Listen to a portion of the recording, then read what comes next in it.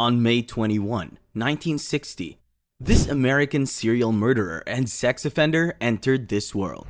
He was responsible for the brutal murders of 17 guys, which he committed between the years 1978 and 1991. His standard method of operation included not only raping and dismembering his victims, but also necrophilia and cannibalism. Yes, he used to eat human flesh and blood. Many of you guys already met him on a recent hit Netflix series. So, are you ready to meet him again and know something more about him? Well, we're talking about Jeffrey Dahmer. In this video, we'll share with you the untold story of this human who crossed the limit of cruelty. According to majority of the stories, Jeffrey Dahmer had a typical childhood. Nevertheless, as he grew older, he became reclusive and uncommunicative. As he moved into his teenage years, he stopped demonstrating much or any interest in the activities he had previously enjoyed doing, such as hobbies or social contact, and instead started to focus his enjoyment on inspecting the remains of dead animals and drinking heavily. Even though he continued to drink throughout his senior year of high school, he was still able to graduate in 1978. After just a short period, the 18-year-old committed his first murder barely 3 weeks later. During the summer of 2004, while his parents went through the process of divorcing, Jeffrey was left all alone in the house the family had shared. He made the most of the chance to act on his sinister ideas that had been cultivating in his head for some time. A man by the name of Stephen Hicks was hitchhiking when he was picked up by the man, and he offered to take him back to his father's home so that they could drink beer. However, when Hicks decided to leave, Dahmer struck him in the back of the head with a dumbbell that weighed 10 pounds. Dahmer then dismembered, dissolved, crushed, and distributed the now invisible remnants over his backyard. Later, Dahmer acknowledged murdering him merely because he wanted Hicks to remain, and he said that the only reason he killed him was because of this desire. It would be 9 years before he committed another murder. In the autumn of that year, Dahmer enrolled in college but did not continue his studies owing to his drunkenness. After that, his father coerced him into joining the military, and from 1979 to 1981, he was stationed in Germany as a combat medic in the United States Army. However, he was never successful in kicking the habit, and in the spring of that year, he was released from the military and moved back to Ohio because he continued to create issues due to his drinking. His father decided to send him to West Allis, Wisconsin to live with his grandmother. By 1985, he was going to homosexual bathhouses, where he would drug the guys and rape them while they were asleep. He did this while they were under the influence of drugs. Although he was arrested twice in 1982 and 1986 for instances of indecent exposure, he was simply given a sentence of probation and was not charged with any rapes. In September of 1987, Stephen Tuomi became his second victim and was murdered by him.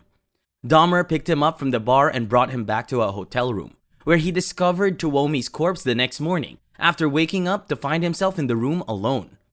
Later on, he claimed that he had no recollection of actually killing Tuomi, which gave the impression that he had carried out the deed in some type of impulsive fit of blackout violence. Following Tuomi, the murders continued on an irregular basis, with 2 victims in 1988, 1 victim in 1989, and 4 victims in 1990. He proceeded to lull men into a false sense of security at bars or seek prostitutes, after which he would drug them, rape them, and then strangle them. At this point, however, Dahmer also started engaging in particularly disturbing behaviors with the bodies of his victims, including to use the bodies for sexual activity, taking photographs of the process of dismemberment, preserving with scientific precision the skulls and genitals of his victims for display, and even keeping parts of his victims' bodies for consumption. During this time, Dahmer was taken into custody for an event that occurred at his work at the Ambrosia Chocolate Factory. In this instance, he drugged a 13-year-old child and then sexually fondled him. Because of this, he received a sentence that included 5 years of probation, 1 year in a work release camp, and the need to register as a sexual offender. After being released from the labor program 2 months earlier than expected, he moved into an apartment in Milwaukee in May in the year 1990. There, he would continue to have the freedom to conduct 4 murders that year and 8 more the following year, despite having frequent visits with his probation officer. By the summer of 1991, Dahmer had been murdering around 1 person each week on average. He grew obsessed with the notion that he could transform his victims into zombies, so that they might fulfill the role of young and obedient sexual partners for him. He would use a wide variety of methods, including making holes in their skulls with a drill and pumping hydrochloric acid or boiling water into their heads. Almost immediately, Dahmer's neighbors started to express concern about the weird sounds and foul odors that were emanating from his flat. On one occasion, a lobotomized victim who had been left unattended was even able to make it out on the street and seek many passersby for assistance. However, when Dahmer returned, he was successful in persuading the authorities that the insane young guy was merely his excessively drunk partner. Because the cops did not do a background check, which would have revealed Dahmer's record as a sexual offender, he was able to barely avoid meeting his end for a little while longer. On July 22, 1991, Jeffrey Dahmer invited Tracy Edwards into his house with the assurance that he would pay him money in return for his business. Dahmer then used a butcher knife to coerce Edwards into entering the bedroom when they were already there. During the battle, Edwards was able to free himself and make his way out into the streets, where he was able to flag down a passing police vehicle. Edwards notified the authorities about the knife that was located in Dahmer's bedroom as soon as they arrived at the Dahmer's residence. As soon as the cops entered the bedroom, they discovered the photographs of severed limbs and dead victims that ultimately led to Dahmer's arrest. These images were the smoking gun that led to Dahmer's capture.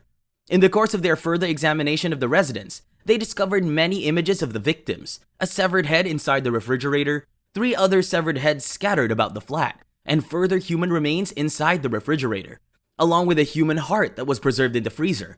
A total of 7 human skulls were discovered in his residence. In addition, an altar made out of candles and human skulls were created inside his closet. After being hauled into jail, Dahmer confessed to his crimes and started providing the police with the gory specifics of what he had done over his criminal career. In January 30, 1992, a trial for Jeffrey Dahmer, who was charged with 15 counts of murder, got underway.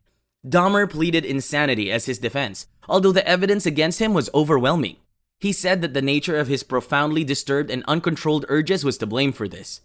After a 2-week trial, the judge ruled that he was competent to stand trial and found him guilty on all 15 charges of murder. He was given 15 life sentences for a combined total of 957 years in jail for his crimes. He entered a guilty plea for the murder of his first victim, Stephen Hicks, in May of the same year and was given an extra life term for the crime. After his sentence, Dahmer was sent to the Columbia Correctional Institute in Portage, which is located in the state of Wisconsin. During the time that he spent behind bars, Dahmer admitted his guilt for the crimes he committed and said that he longed to end his own life. In addition to this, he studied the Bible and said that he was a reborn Christian, all set for the conclusion of his life. Inmates who shared his cell assaulted him twice, the first time making an unsuccessful effort to cut open his neck and instead leaving him with just minor wounds. On the other hand, on November 28, 1994, he was assaulted for a second time by an inmate while they were cleaning one of the showers at jail. Dahmer was discovered to be alive, but he succumbed to serious head damage while being transported to the hospital. So that concludes our video. Please share with us in the comments below. Give the video a thumbs up if you liked it, and make sure to subscribe to our channel for more videos like this. See you at the next one. Until then, peace.